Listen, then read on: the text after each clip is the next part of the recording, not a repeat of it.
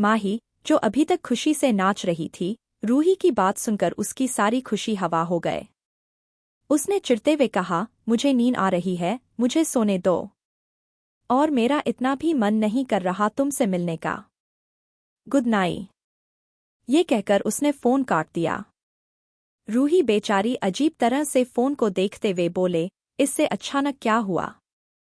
वही माही ने call disconnect करके फोन अपने बेड पर ही फेंक दिया और अपने टैडी को पकड़कर पीटने लगी, जैसे वो टैडी नहीं रणवीर हो। मैं उससे कब भी शादी नहीं करूंगी। ये कहते हुए वो टैडी को हक करके सोने की कोशिश करने लगी और थोड़ी ही देर में उससे नींद आ गई।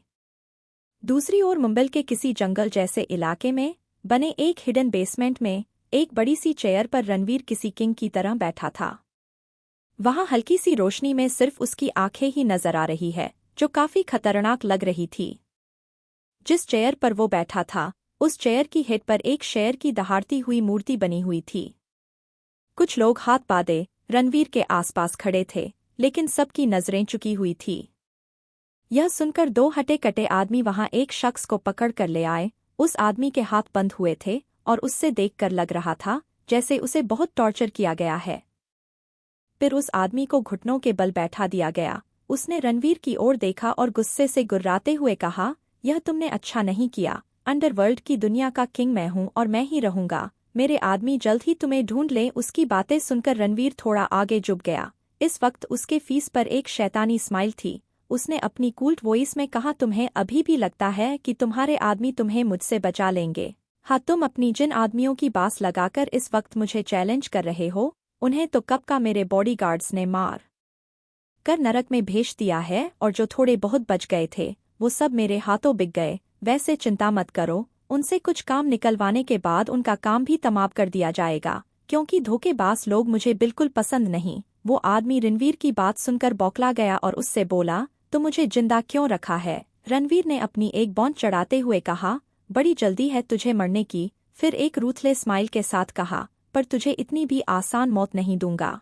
चैलेंज किया था न तूने मुझे कि मैं अंडरवर्ल्ड का किंग बनकर दिखाऊं? ले, मैं बन गया किंग। छीन ली तेरी पोजीशन तुझसे, पर तुझे मैं अंडरवर्ल्ड का किंग बनकर दिखाऊं? ले, मैं बन गया किंग बनकर दिखाओ। ले, मैं बन गया किंग बनकर दिखाओ। ले, मैं बन गया किंग बनकर दिखाओ। ले, मैं बन गया किंग बनकर दिखाओ। ले, मैं बन गया किंग बनकर दिखाओ। ले, मैं बन गया किंग बनकर दिखाओ। ले, मैं बन गया किंग बनकर दिखाओ। ले, मैं बन गया किंग बनकर दिखाओ। ले, मैं बन गया किंग बनकर दिखाओ। ले, मैं बन गया किंग बनकर दिखाओ। ले, मैं बन गया किंग बनकर दिखाओ। ले, मैं बन गया किंग बनकर दिखा और उससे चैलेंज करते हुए बोला, तुम्हें एक मौका और दे रहा हूं, या तो मुझे मार दो और अपनी पोजीशन दोबारा पालो, वरना मैं तो तुम्हें मार ही दूंगा। ये सुनकर वीरेंद्र प्रताप को कहीं न कहीं एक होप मिली थी कि रणवीर को मारकर वापस अपनी पोजीशन पालेगा, क्योंकि रणवीर निहत्था ही उससे लड़ने वाला था। उसके पास एक मौका था जिससे वो गंवाना नहीं चाहता था। तभी रणवीर ने कहा, पहला वार तेरा ही होगा Ranaut, come on, hit me.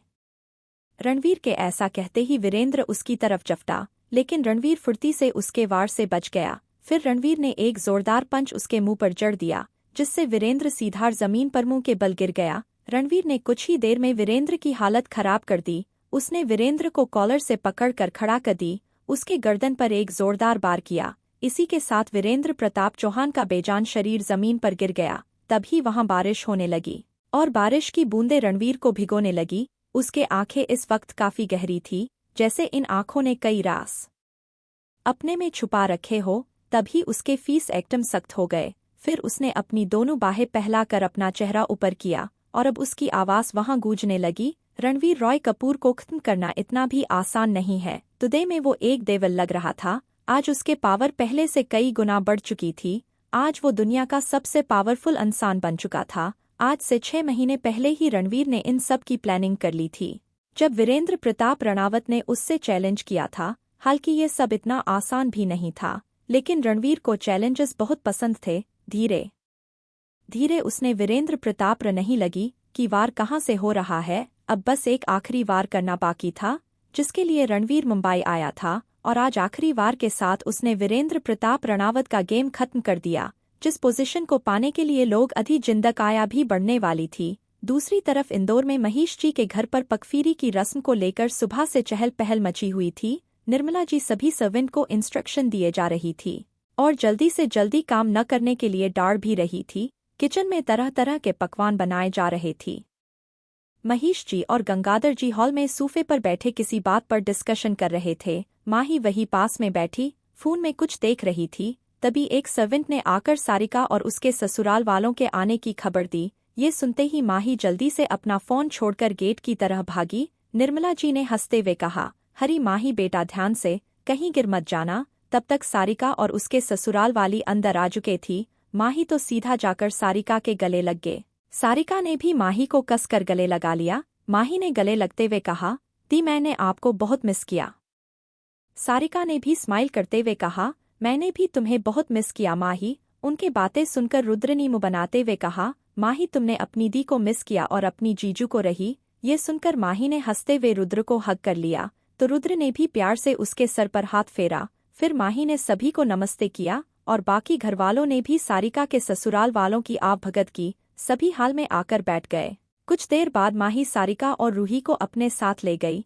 तीनों माही के बैठ पर बैठकर बातें करने लगी। माही ने पूछा, दी शादी की बात कौन से रस्म हुई आपकी? सारिका ने भी सारी बातें बड़े इंटरेस्ट के साथ बताना शुरू किया। फिर रूही ने कहा, भाभी आपकी सुहाग रात की रस्म भी तो हुई थी, बताओ ना कैसी हुई थी? सारिका आंखें बड़ी करके और मुँह खोल कर रूही को देखने लगी। तभी माही भी बोल पड़ी, हादी मुझे भी जानना है, बताओ ना आपकी सुहाग रात वाली रस्म कैसी हुई थी? फिर माही और रूही दोनों सारिका को ऐसे देखने लगी जैसे अभी उन्हें कोई बहुत ज्ञान की बातें सीखने को मिलेंगी।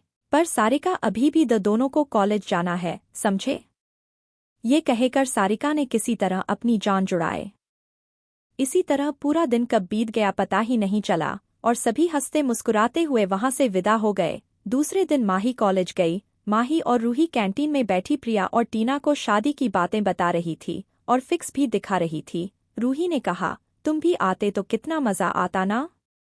प्रिया ने कहा, हाँ यार, पर क्या करे, मेरी तबीयत खराब हो गई थी और टीना तो अपने गांव चले गई थी, इसलिए हम नहीं आ पाए। रूही ने कहा, चलो कोई बात नहीं, पर नेक्स्ट टाइम जब मेरे रणवीर भाई की शादी होगी तब तुम दोनों जरूर आना। टीना ने बर्गर मुंह में ठूसते हुए कहा, क्या रणवीर भाई की शादी? तुम लोगों ने उनके लिए लड़? माही ने चढ़ते हुए बोला, चलो जल्दी करो, क्लास अटेंड नहीं करनी क्या?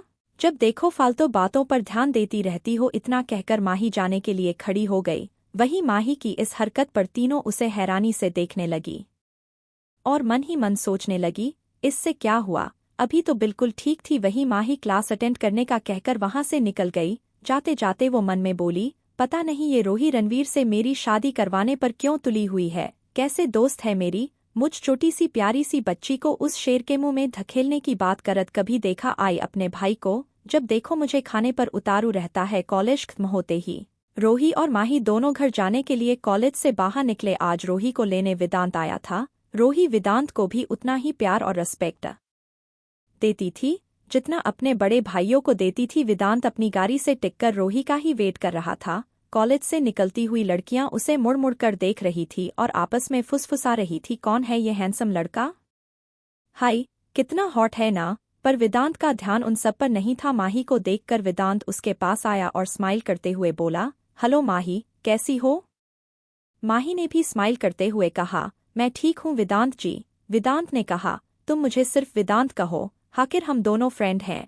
माही ने सोचते हुए कहा, पर हम दोनों फ्रेंड कब बने? वेदांत ने कहा, कोई ने तो आप बन जाते हैं। फिर वेदांत ने अपना तयान बढ़ाते वही कहा, फ्रेंड। तो माही ने भी हंसते वहे तो मिलाकर कहा, फ्रेंड्स।